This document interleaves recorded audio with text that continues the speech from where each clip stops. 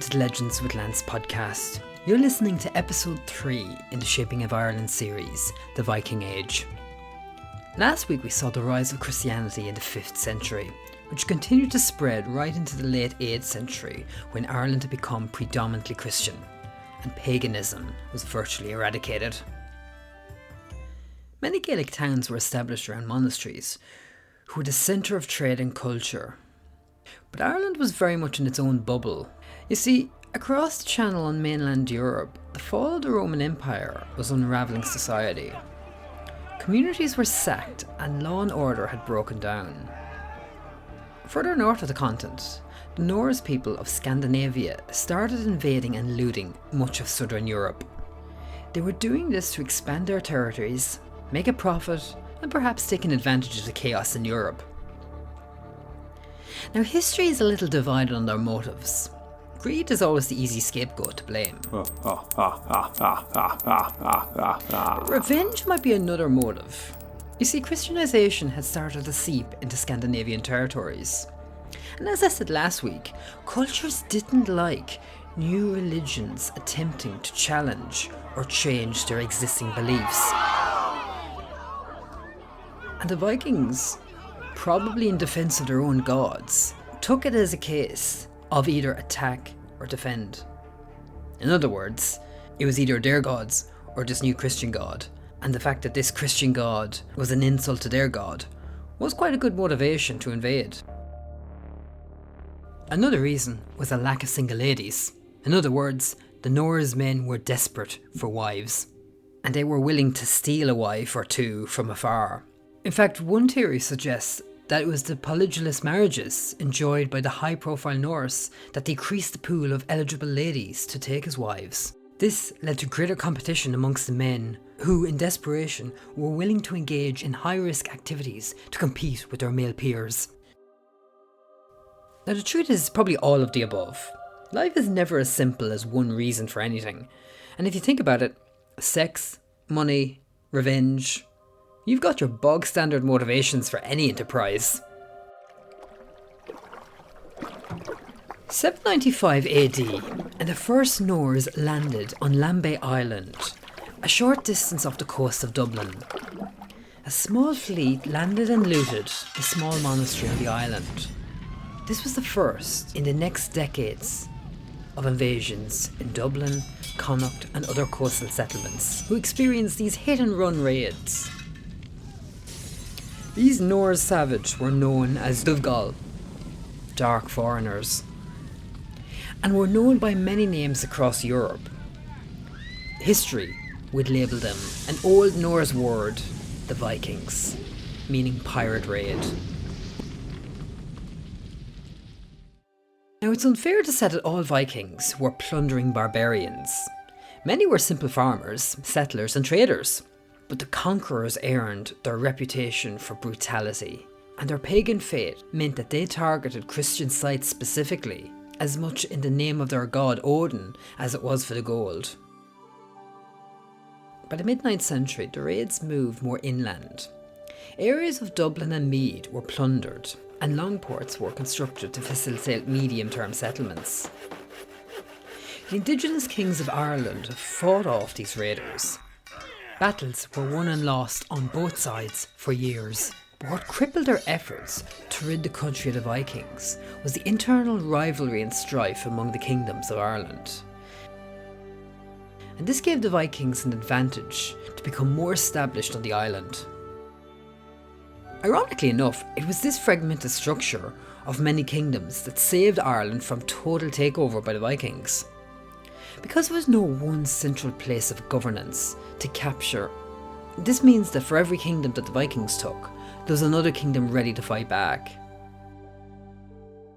As the 9th century progressed, Danish Vikings started to arrive and fought the existing Norse.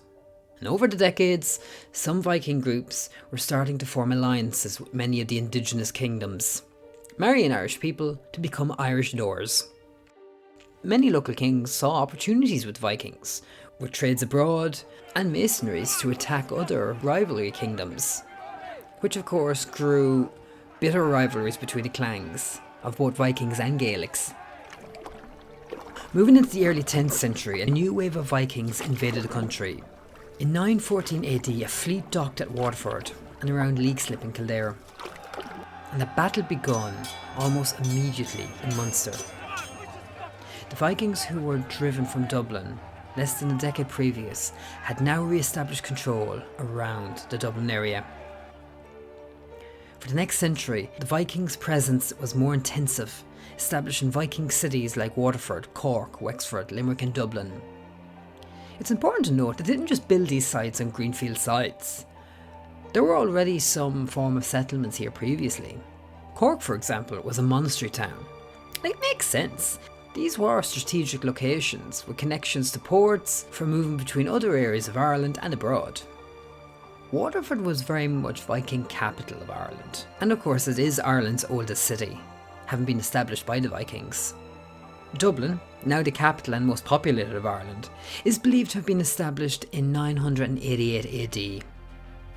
With battle after battle, the second wave of Vikings proved to be extremely bloody.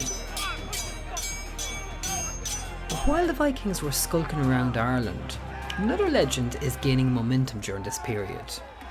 As I mentioned earlier, Ireland was composed of multiple kingdoms and they were all rowing and squabbling amongst each other.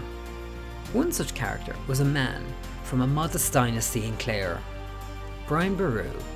He was crowned King of Cashel after the death of his father and brother. For the King! Brian built on the legacy of his father and brother to take control of Munster and soon all of Ireland.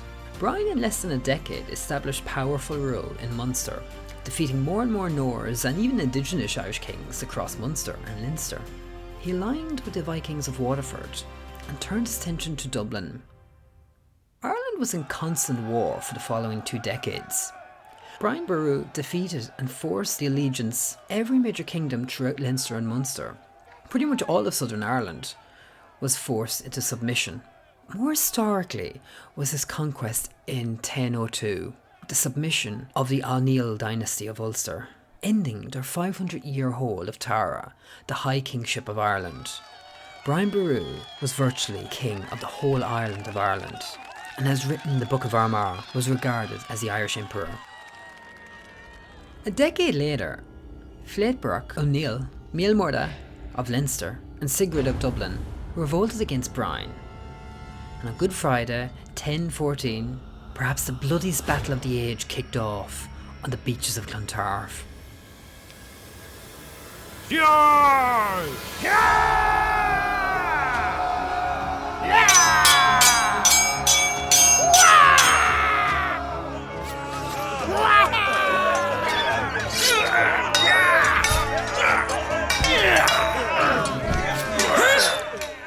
Battle of Clontarf raged from dawn to dusk.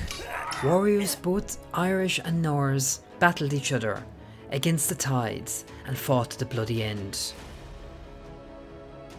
By early evening it was clear the victory was for Brian Boru's side, while many Vikings are said to have retreated to their ships or to nearby woods. And as the tide had risen, many drowned in their attempt to get back to their ships. The battle is said to have killed between 7,000 and 10,000 men, including 2 kings, one of them being Brian Boru. Although the battle was a key turning point in Irish history, it wasn't necessarily a battle between Irish and Viking. If anything, it was more power struggle between the indigenous Irish dynasties centred around Brian Boru. Many Norse Vikings had already been driven from Irish shores in the years that Brian Boru was battling for supremacy over Munster and Leinster. But what was perceived as the Age of Vikings had now subsided. The raids had ended, and by the Battle of Clontarf, the Norse people that remained were very much settled and integrated deeply into the country. For example, Dublin remained ruled by the Hibernian Norse king Sidric, who by the way lost in the Battle of Clontarf, but remained in power until his abdication in 1036. He is credited for constructing Christ Church, Dublin's oldest functional building, after a pilgrimage to Rome and converting to Christianity. And this was very common among the Vikings as years progressed. But what made the Battle of Clontarf a pivotal point in Irish history was the power vacuum it created. Despite their victory, Team Brian Boru were unable to establish control over the island. Many kingdoms who submitted themselves to Brian had begun fighting for the throne of Ireland. These internal battles and overthrowings brought unrest and instability to the country that directly caused the invasion of the Normans. But this is a story for another episode. So essentially, the Viking Age ended when the looting and the sacking became unprofitable. The Age of Vikings in some ways was short-lived, but they made a lasting impression on the country. The Celtics and the Vikings found common ground, while many Vikings converted to Christianity. They established some of Ireland's first cities and introduced Ireland's first currency. And their international connections opened Ireland up to a much wider international trade route than we had previously. Their bloodline is still very much flowing through the veins of Irish men and women today throughout the country, probably more than we care to imagine. That's all for this episode. Thank you again for listening. We will continue the Shaping of Ireland series next week with the Normans. Until then, bye for now.